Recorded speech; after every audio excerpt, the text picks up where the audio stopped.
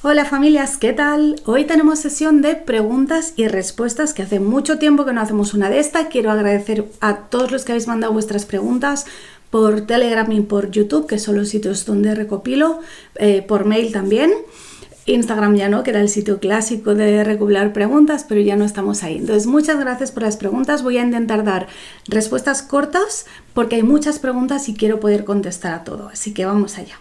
Primera pregunta, ¿has cambiado tu modo de crianza a lo largo de los años? La respuesta es no. No he cambiado mi forma de crianza. Creo que porque desde el principio tenía muy claros los principios. Y cuando tienes eso claro, obviamente hay cosas que van a cambiar porque cambian las circunstancias. Yo, por ejemplo, me he mudado mucho, he tenido diferentes tipos de trabajos, he pasado de tener un hijo a tener dos, de no tener pareja a tenerla. Entonces las circunstancias van cambiando, los hijos van creciendo, tienen necesidades diferentes, pero la base de la crianza, eso no cambia cuando lo tienes claro, cuando tienes el convencimiento de cuál es el camino correcto. Quizá no tanto el camino, porque el camino lo vas haciendo al andar, ¿no? Pero sí tienes claro el marco en el que te vas a mover y el marco en el que no te vas a mover y qué es lo que es negociable y qué es lo que no es negociable. Obviamente, si a ti te interesan los temas de crianza y eres una persona que procura formarse y leer y ver qué hacen otras personas y tratar de entender y conocer pues, los fundamentos básicos pues, de psicología, de pedagogía, incluso de antropología, para entender el ser humano y entender el funcionamiento de una familia y entender las relaciones entre padres e hijos, es probable que en algún momento descubras algo que te haga replantearte lo que estás haciendo, y eso está bien. En mi caso no ha sido así, nunca he tenido algo que diga, wow, esto igual por aquí va mal. Sí, muchas veces me he hecho la pregunta, ¿no? con algunos temas, pero lo fundamental no ha cambiado.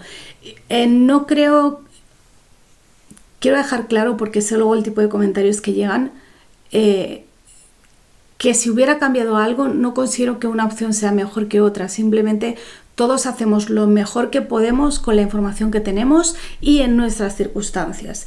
Y nadie está en tu piel y nadie puede saber qué haría en tus circunstancias y nadie puede saber cuál es el camino, cuál es la evolución de cada persona y de cada familia. Pero la respuesta es no he cambiado. Segunda pregunta, ¿cómo se aborda la educación en casa cuando existen dificultades de aprendizaje? Yo creo que ya me conocéis como para saber por dónde va a ir mi respuesta, y es que la mayoría de las dificultades de aprendizaje no son dificultades de aprendizaje, son dificultades de escolarización, son dificultades de aprendizaje según el sistema escolar.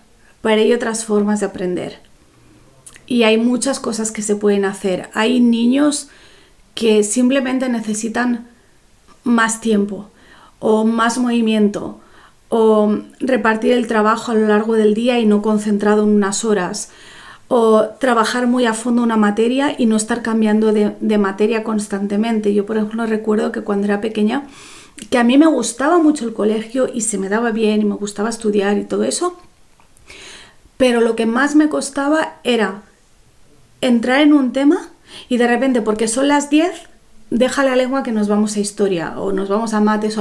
Y era, espera, mi cabeza necesita como un proceso de adaptación. Y yo habría sido feliz en un colegio o con un sistema que me hubiera permitido dedicar todo un día a un solo tema, a una sola materia. Ni siquiera digo materia, digo tema, porque desde un tema puedes trabajar múltiples materias, múltiples asignaturas. Pero habría sido feliz haciendo eso, entrando a fondo en algo, ni siquiera durante un día, quizá durante una semana. Y recuerdo que en la universidad pensaba lo mismo, pensaba, ¿por qué no dedicamos un mes entero a una asignatura y luego nos olvidamos y vamos a la siguiente? Pero esa es la forma en que mi cerebro funciona. Entonces, depende, claro, la pregunta dice cuando existen dificultades de aprendizaje. Bueno, es que dificultades de aprendizaje, ¿qué significa eso? Hay muchas cosas diferentes, no es lo mismo una dislexia, una disgrafía, una discalculia que un TDAH o que muchas otras cosas que pueden pasar. Entonces habría que ver cuál es la dificultad y si realmente esa dificultad es tal o simplemente es una característica que te impide encajar en lo que el sistema te pide. Y muchas veces es eso. He visto muchos casos de niños que en el colegio tenían dificultades, que eran carne de fracaso escolar, que estaban diagnosticados con un montón de cosas, incluso medicados, y al salir del colegio milagrosamente aquella dificultad desaparecía. Así que, ¿cómo se aborda la educación en casa? Más bien, lo que debería preocupar es cómo se abordan las dificultades de aprendizaje dentro del sistema. Fuera del sistema, no digo que no haya que atenderlas, no digo que no existan y que no necesiten una atención especial. Digo que esa atención es mucho más fácil darla fuera del sistema que dentro. Siguiente pregunta, ¿cómo has conocido a otras familias homeschoolers en tu zona? Y luego añade, aunque creo que ya sé la respuesta, haciendo que ellas te encuentren a ti. Y es verdad, los que ya me conocéis sabéis que a mí constantemente me escribe gente para preguntarme, hay familias en tal sitio, y a veces te dicen su provincia, pero a veces directamente te dicen su pueblo. ¿Sabes? No somos tantos, es muy probable que en tu pueblo no haya otra familia. Puede que sí, en mi familia en mi pueblo siempre ha habido varias familias. Pero mi respuesta siempre era, si un vecino tuyo educa en casa, ¿te va a encontrar a ti o no te va a encontrar?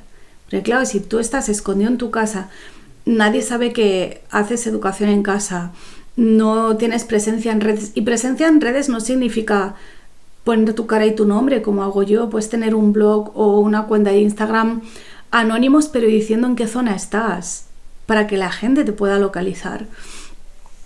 Esa es la forma, y bueno, normalmente si te mueves en grupos online de homeschooling, en algún momento va a aparecer alguien que esté por tu zona o relativamente cerca y que no le importe moverse. Pero eso también es importante. Uno tiene que ser consciente de que, al menos si vives en España, no somos tantos, no vivimos todos juntos, y lo más probable es que te toque estar en el coche muchas horas al mes si quieres estar con otras familias homeschoolers.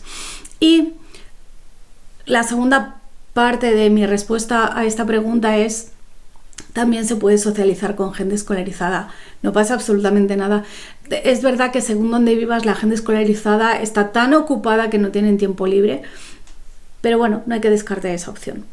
¿Cuál es tu consejo principal para crear hijos de forma respetuosa y libre? Mi consejo principal es que hay que entender que el respeto empieza por el respeto a uno mismo.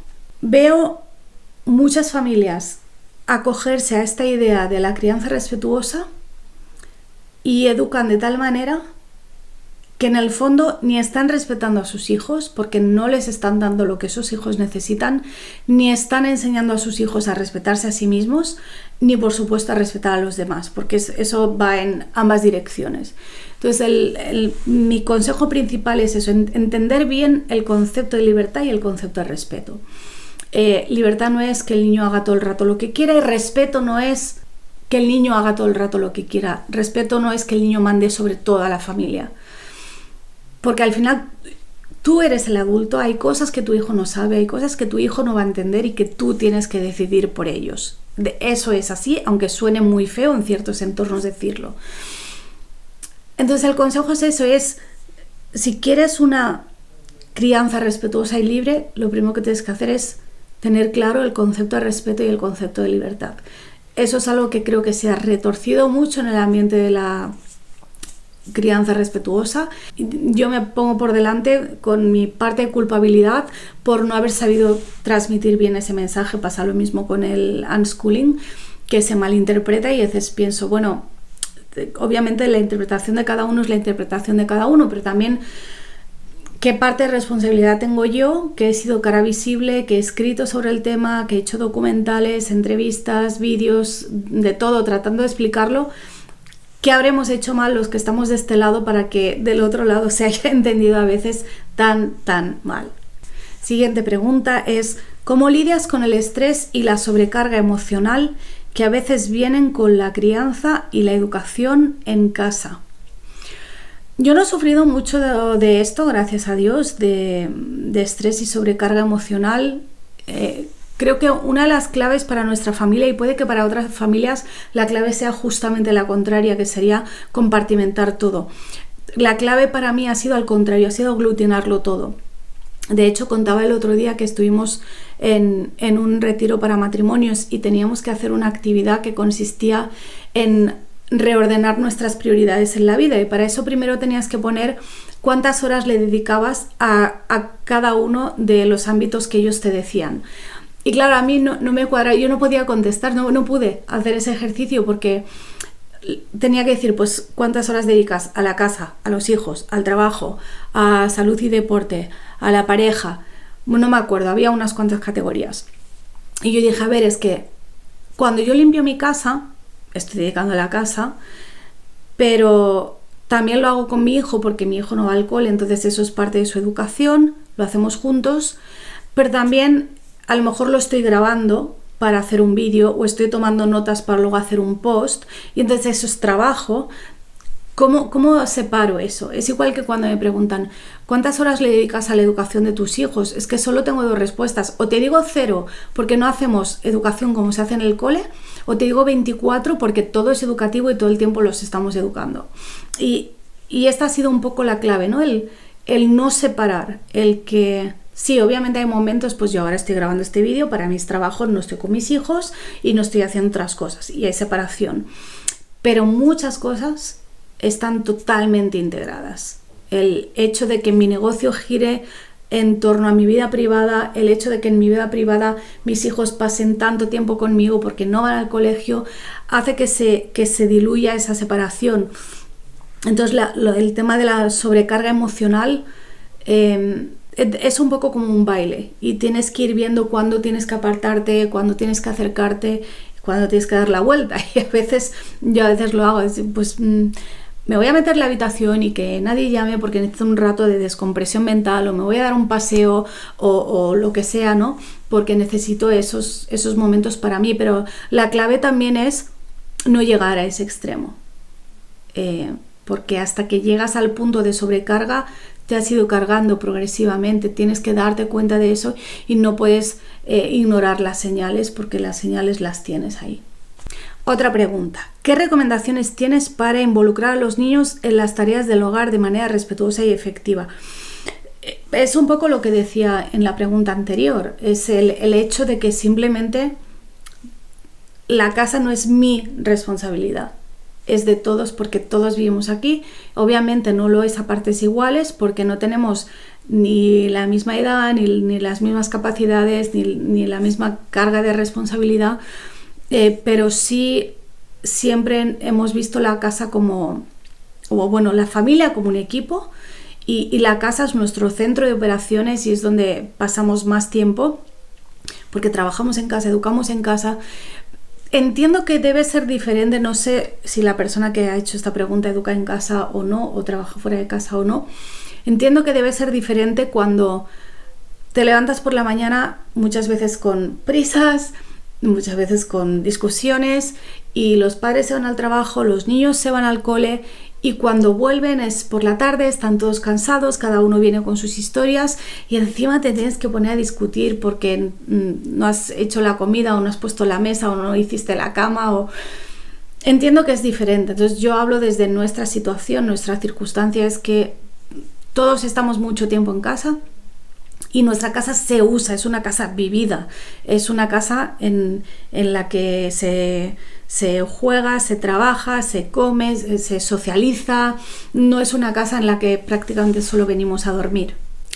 Otra pregunta dice, ¿cómo manejas los desafíos de educar en casa, como la falta de recursos, el aislamiento social, la falta de tiempo, entre otros?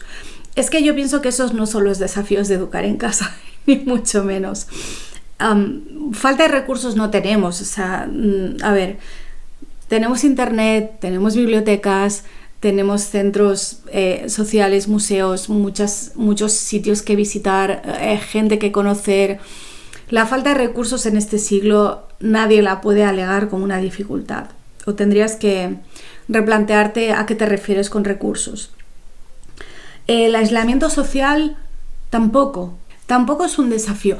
Puede serlo según cómo tú vivas el hecho de que Yo creo que tenemos idealizado el concepto de comunidad homeschooler, o por lo que vemos en internet, o por lo que parece que hay en otros países, y siempre queremos más de lo que tenemos o queremos otra cosa diferente, en vez de simplemente aprender a aceptar qué es lo que tenemos y qué es lo que depende de nosotros. El grupo que teníamos en Madrid cuando mi hijo mayor era pequeño, llegamos a ser 100 familias, pero lo empecé yo con 4 familias más, y durante muchas semanas yo todos los viernes convocaba una salida a un parque y no iba nadie, estábamos solos, y de repente un día venía una familia y otro día venían 2 y otro día volvía a no venir nadie, y yo seguí, dije, bueno, en algún momento tiene que haber gente, y si no, pues bueno, esto es lo que hay, pues esto es lo que hay, cuando nos veamos bien está. Esto por lo que se refiere a contacto con otras familias homeschoolers.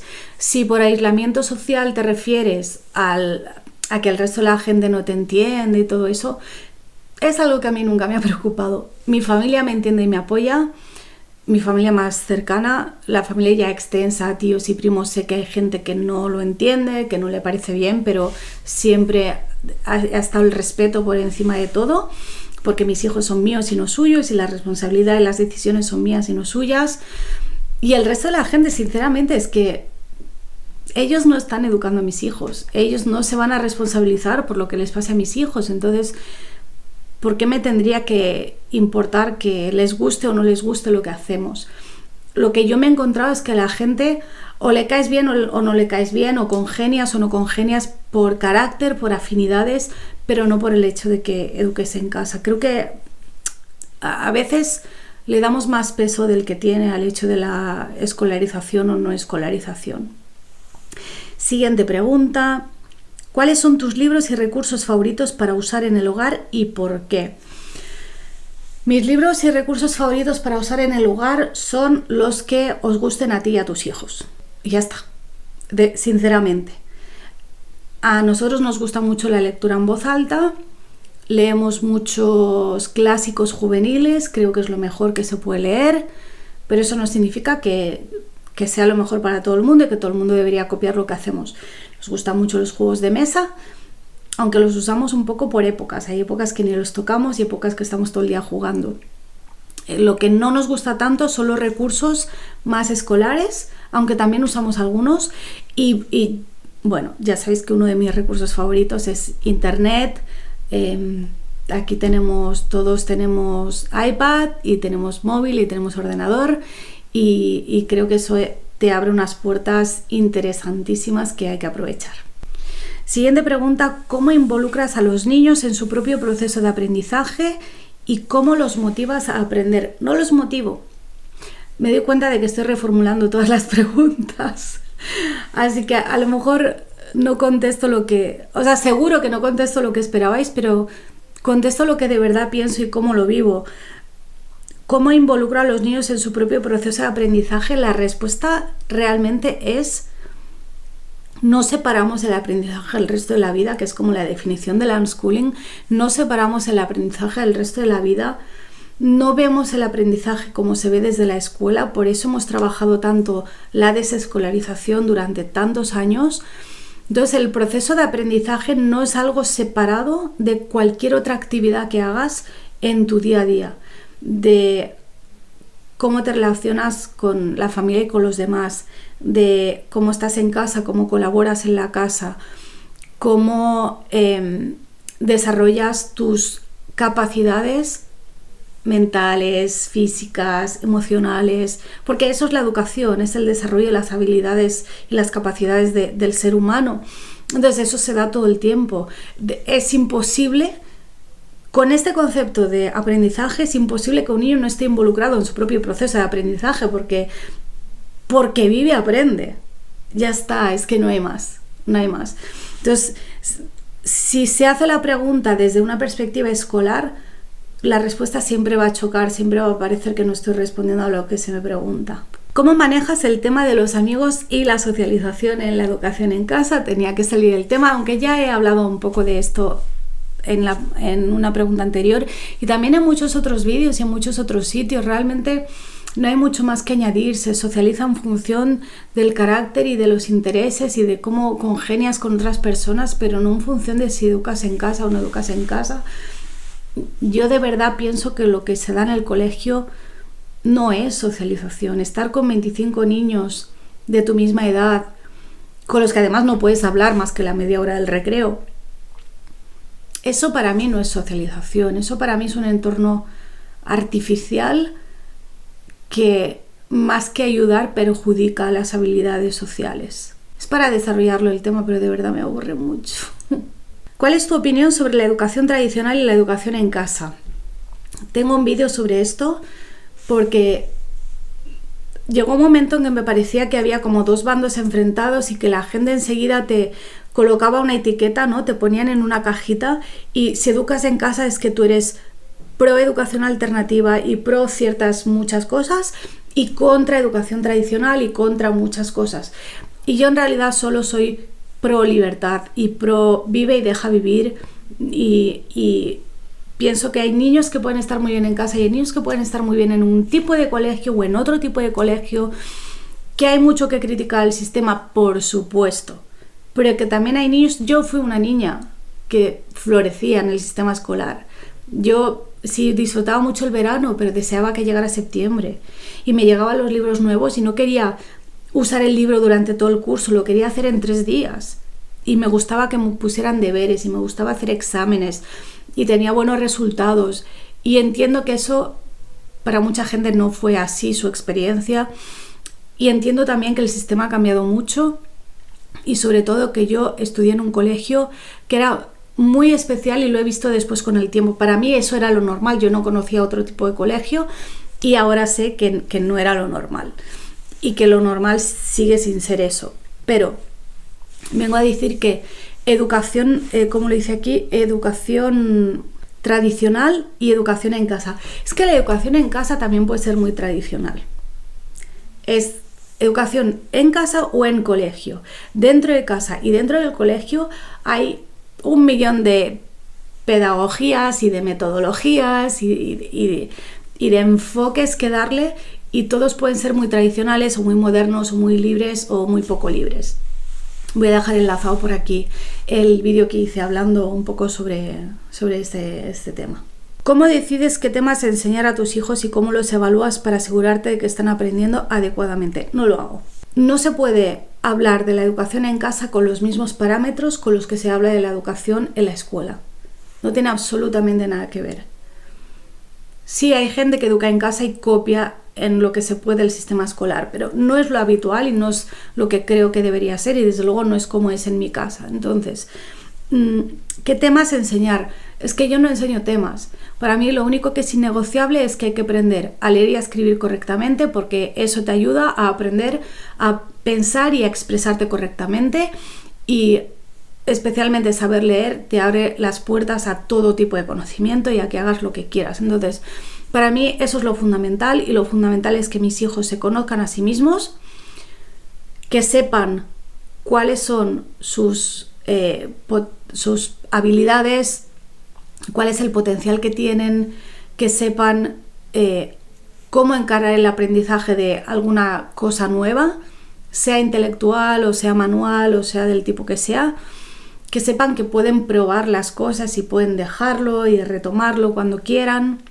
que sepan para qué hacen las cosas y que tengan este tipo de recursos, ¿no? Entonces, realmente lo único innegociable es el aprendizaje de la lectura, y por eso lo hemos hecho desde muy chiquitines. El mayor aprendió con 3 años, el pequeño aprendió con 5 años. Sé que existen teorías de que cuanto más tarde mejor, que antes de los 7 no. En nuestro caso ha sido a los 3 y a los 5. Ha sido una experiencia magnífica para todos y creo que eso es la herramienta básica. Luego lo demás, sí, obviamente quiero que aprendan a sumar y a restar, pero me da igual que lo hagan con 5 años o con 10. Todo lo demás es como secundario y no lo valoramos tampoco en función del currículum oficial, porque para eso ya está la escuela. Y sé que hay muchas cosas que están en el currículum oficial que no son necesarias, y al contrario, cosas que no están, que quizá para algunos niños deberían estar, y que lo mejor es un currículum personalizado, que que no hay dos personas que necesiten ni quieran aprender lo mismo, ni mucho menos al mismo tiempo y de la misma manera. Y evaluar, no evaluamos absolutamente nada. O sea, cuando tú estás prácticamente todo el día con tus hijos, tú ya sabes qué saben y qué no saben, y muchas veces te llevas sorpresas de cosas que saben y tú no sabías que saben. Y eso es genial también, hay que compartirlo. Y la última pregunta es: ¿qué consejos tienes para padres que recién comienzan en la educación en casa y no saben por dónde empezar? Empezar por relajarse, por tomarse un tiempo como de vacaciones, sin expectativas, informándote, leyendo libros, viendo testimonios, pero sabiendo que va a llegar un momento en el que tienes que dejar de informarte para que deje de influirte lo que los demás hacen o lo que los demás opinan y empieces a hacer lo que tu familia realmente necesita hacer, y sabiendo también que eso va a cambiar.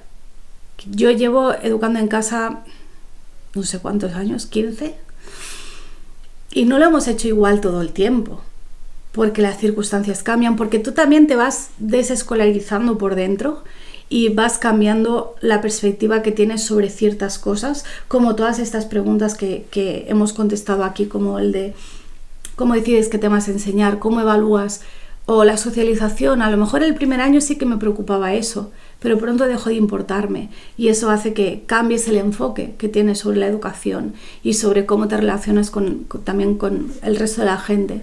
Entonces mi consejo es el primer año, tómatelo como de vacaciones, no hay expectativas, sobre todo si son niños que vienen de estar en la escuela. Es probable que sientan rechazo a todo lo que huela a educación, aprendizaje, que no quieran ni abrir un libro ni de broma. Es normal, está bien, es un proceso, pasará, y también los padres tienen que hacer un proceso de desescolarización interior, y eso es lo que es urgente, eso es lo más importante. Todo lo demás, el que aprendan a leer, el que sigan un currículum. Obviamente tienes que ver qué requisitos en ese sentido pide la legislación de la zona donde vives. A lo mejor si tienes que seguir un currículum, si tienes que preparar exámenes o presentar algún tipo de informe. Pero por lo general, o no piden nada, o lo que piden no requiere mucho trabajo y mucho esfuerzo. Entonces, una vez cumplida la parte legal, dedícate a disfrutar del tiempo juntos, a reconectar, a tratar de ver qué cosas os interesan, qué queréis hacer, qué no queréis hacer, a probar cosas, a conocer gente y disfrutar del proceso, y nada más. Muchas gracias a todos los que habéis dejado preguntas, espero que mis respuestas os sirvan y nos vemos en el próximo vídeo. Chao.